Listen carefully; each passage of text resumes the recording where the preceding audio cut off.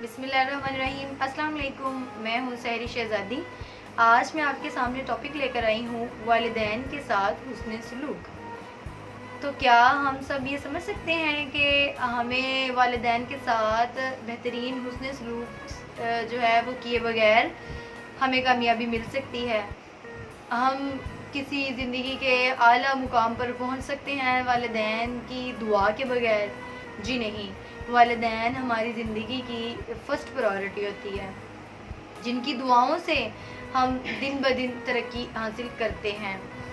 तो आज मैं वालिदैन के बारे में आप सबको आगाह करूँगी, वालिदैन के दर्जात के बारे में, कि वालिदैन तो ऐसी हस्ती होती है कि जब कोई भी बच्चा इस दुनिया में जन्म लेता है, इस दुनिया में आता है, वो नहीं जानता कि वो मुसलमान घराने से ताल्लुक़ रखता है, ईसाई घराने से ताल्लुक़ रखता है, हिंदू घराने से ताल्लुक़ रखता है। उसको इन मज़ाहब का नहीं पता।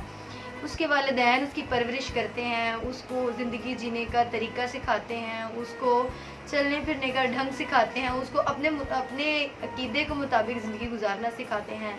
ना सिर्फ ज़िंदगी गुजारना सिखाते हैं, ना सिर्फ तरबियत करते हैं, बल्कि उनको वो तमाम सहूलियात मैसर करते हैं जो कि वो अपने लिहाज से बच्चे के लिए बेस्ट कर सकते हैं। वालिद जो है वो अपने आप को चाहे वो लो फैमिली से बिलोंग करते हैं या हाई सोसाइटी से बिलोंग करते हैं, वो अपने बच्चों को ऐसी सहूलियात फराहम करना चाहते हैं जो दूसरे बच्चों को नहीं मिल पाती। हमारी वालिदा जो होती हैं, वो जब बच्चा बचपन में अगर अपना बिस्तर गीला कर देता है तो वालिदा ऐसी हस्ती होती हैं कि वो अपने बच्चे को गीले बिस्तर से उठा के खुद गीले पे सो जाती हैं और बच्चे को खुश्क जगह पे लिटा देती हैं। तो इस तरह की अजीम हस्तियों के साथ बेहतरीन हुस्न अमल से हम लोगों को हुस्न सलूक से पेश आना चाहिए।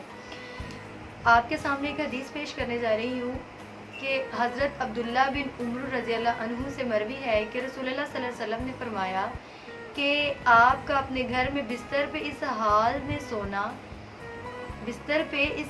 में सोना कि आप अपने वालिदैन के साथ बेहतरीन हुस्न सलूक से पेश आते हैं और उनको हंसाएं और वो आपको हंसाएं। वो आप अपने वालिदैन को हंसाएं और वो आपको हंसाएं।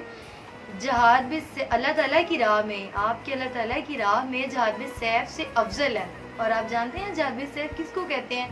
जहाद भी सैफ से मुराद है कि तलवार के साथ अल्लाह की राह में जहाद करना, यानी लड़ना। तो अल्लाह ताला की राह में जहाद में तलवार से भी लड़ने से ज़्यादा अफजल है कि आप अपने वालिदैन के साथ बेहतरीन हुस्न सलूक से पेश आएँ।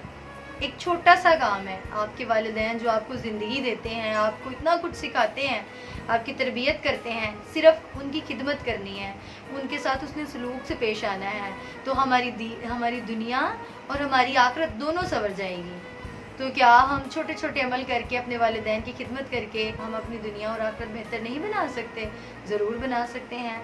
एक और हदीस में आया है कि हज़रत अब्दुल्ला बिन उमर रज़ियल्लाहु अन्हु से मरवी है कि रसूलुल्लाह सल्लल्लाहु अलैहि वसल्लम ने फरमाया कि कबीरा गुनाहों में से एक ये गुनाह है कि कोई शख्स अपने वालिदैन पर लानत करे। तो अर्ज़ किया गया, या रसूलुल्लाह सल्लल्लाहु अलैहि वसल्लम, कौन सा ऐसा गुनाहगार शख्स है जो अपने वालिदैन पर नौज़ बिल्लाह लानत करे? रसूलुल्लाह सल्लल्लाहु अलैहि वसल्लम ने फरमाया कि जब आप गुस्से में होते हैं, जब आप लड़ाई झगड़ा कर रहे होते हैं, तो आप किसी को गाली देते हैं, तो उल्टा बदले में जवाबन वो आपके वालिद को गाली दे, या आप किसी की वालिदा को गाली दें और वो जवाबन आपकी वालिदा को गाली दे, तो गोया ये मत सोचिए कि आप उसकी वालिदा को गाली दे रहे हैं, वो आपकी अपनी वालिदा को गाली जा रही है, आपके अपने वालिद को गाली जा रही है। तो क्या हम सब लोग ये बर्दाश्त कर सकते हैं कि हमारे वालिद को हम खुद गाली दें, अपने वालिदैन को खुद गाली दें? कभी नहीं। तो आप अपने जहन से ये चीज़ निकाल दें कि जब आप किसी को गाली देते हैं, किसी के वालिदैन को गाली देते हैं, तो वो आपके वालिद को नहीं जाती, आपकी वालिदा को नहीं जाती, वो इनडायरेक्टली आप खुद अपने वालिदैन को वो गाली दे रहे होते हैं। इस किस्म की बुराइयों से बचें, अपने गुस्से को कंट्रोल करें। जैसे कि मैंने अपनी पहली वीडियो में बताया है कि आप किस तरह अपने गुस्से को कंट्रोल कर सकते हैं। आप अपने गुस्से को कंट्रोल करें और गाली देने से गुरेज करें। वैसे भी आप जब गाली देते हैं, किसी किस्म की भी किसी को गाली देते हैं, तो आपकी कब्र में एक बिच्छू पैदा हो जाता है। جب کہ ہم زندہ ہیں تو ہمیں ایک چھوٹی سی چونٹی بھی کاٹ لے تو ہمیں تکلیف ہوتی ہے. تو جب ہم مر جائیں گے، جب ہمارا جو ہے ہمارے جسم مردہ ہو جائے گا تو قبر میں کتنے بچھو ہمیں کاٹیں گے، تو ہم اس ٹائم پہ کیا کر سکتے ہیں؟ کچھ بھی نہیں. ہم صرف دل میں یہ آرزو اس ٹائم پہ کر سکتے ہیں کہ کاش کہنا بھی گناہ ہوتا ہے. ٹھیک ہے، تو ہم صرف یہ سوچیں گے کہ یا اللہ پاک ہمیں دوبارہ سے زندگی ملے اور ہم اس زندگی میں جا کے اپنے آپ کو ان سب تمام برائیوں سے بچا سکیں. اس وقت ہمیں بہت افسوس ہوگا، لیکن ہم کچھ نہیں کر سکیں گے، ہمارے ہاتھ میں کچھ نہیں ہوگا. اس لیے اپنی زندگی کو بہتر طریقے سے جئیں. جو لوگ آپ کے ساتھ بہتر چلتے ہیں، جو آپ کے ساتھ بھلائیاں کرتے ہیں، آپ کی مدد کرتے ہیں، ایون کہ چھوٹی چھوٹی مدد بھی اگر کوئی کر دیتا ہے تو اس کا شکریہ ادا کریں دل سے. کیونکہ اگر آپ مخلوق کا شکریہ ادا کرنا سیکھیں گے تو آپ اپنے خالق کا شکریہ بھی ادا کریں گے. اور اللہ تعالیٰ نے تو قرآن پاک میں ارشاد فرمایا ہے کہ جو زیادہ شکر کرے گا اس کو زیادہ دیا جائے گا. تو آپ اپنے آپ کو شکر گزار بنائیں اور سب سے افضل اپنے والدین کے ساتھ بہترین حسن سلوک سے پیش آئیں. آپ کے والدین بوڑھے ہو جائیں، آپ کے والدین جیسے کوئی چیئر ہوتی ہے، جیسے کوئی پرانا سامان ہوتا ہے، تو اگر وہ پرانا ہو جائے تو ہم اس کو گھر سے نکال کے باہر پھینک دیتے ہیں. اسی طرح آپ کے والدین ہیں، اپنے والدین کی قدر و قیمت کو جانیے، اپنے والدین کے ساتھ بہت ہی حسن سلوک سے پیش آئیں. کیونکہ صرف وہ دونوں ہستیاں ہیں. اگر کسی کے پاس آپ کے والد ہیں یا والدہ ہیں، اپنے آپ کو خوش نصیب جانیے. کیونکہ جو والد اور ہمارے والدین ہوتے ہیں نا، وہ ہمارے لیے زندگی میں بہت قربانیاں دیتے ہیں جنہیں ہم نہیں جانتے. جب ہم خود اس سٹیج پہ آتے ہیں، ہم والدین بنتے ہیں، تو ہمیں اس چیز کا احساس ہوتا ہے.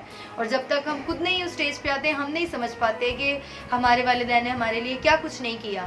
اپنے والدین کے ساتھ حسن سلوک سے پیش آئیں تاکہ آپ اپنے دین اور اپنی دنیا اور آخرت کو کامیاب بنا سکیں. ٹھیک ہے، اسی کے ساتھ مجھے اجازت دیجیے. سحری شہزادی، اللہ حافظ.